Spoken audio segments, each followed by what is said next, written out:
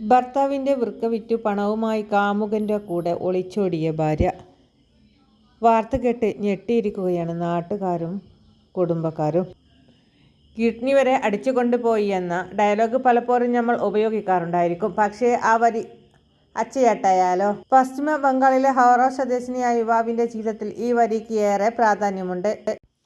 ഭാര്യയുടെ നിർബന്ധപ്രകാരമായിരുന്നു ഹൗറ സ്വദേശിനിയായ യുവാവ് തൻ്റെ വൃക്ക വിൽക്കാൻ തീരുമാനിച്ചത്. 10 വയസ്സുകാരിയായ മകളുടെ പഠനത്തിനും ഭാവിയിൽ നടക്കാനിരിക്കുന്ന വിവാഹത്തിനും കുടുംബത്തിൻ്റെ സാമ്പത്തിക ഭദ്രത ഉറപ്പാക്കാനും വേണ്ടിയായിരുന്നു ഭാര്യ വൃക്ക വിൽക്കാൻ ആവശ്യപ്പെട്ടത്.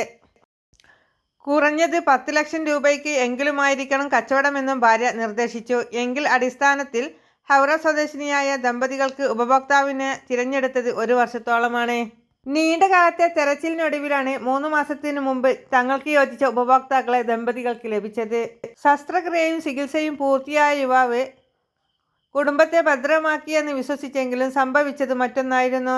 വൃക്ക വിറ്റ് ലഭിച്ച 10 ലക്ഷം രൂപയുമായി ഭാര്യ ഫേസ്ബുക്കിൽ നിന്നും പരിചയപ്പെട്ട കാമുകനോട് കൂടെ ഒളിച്ചോടി. സംഭവം അറിഞ്ഞ് ഭർത്താവും മകളും ഭർത്തൃപിതാവും മാതാവും യുവതിയെ കാണാനെത്തിയെങ്കിലും അവരോട് പ്രതികരിക്കാതെ യുവതി മുഖം തിരിക്കുകയായിരുന്നു.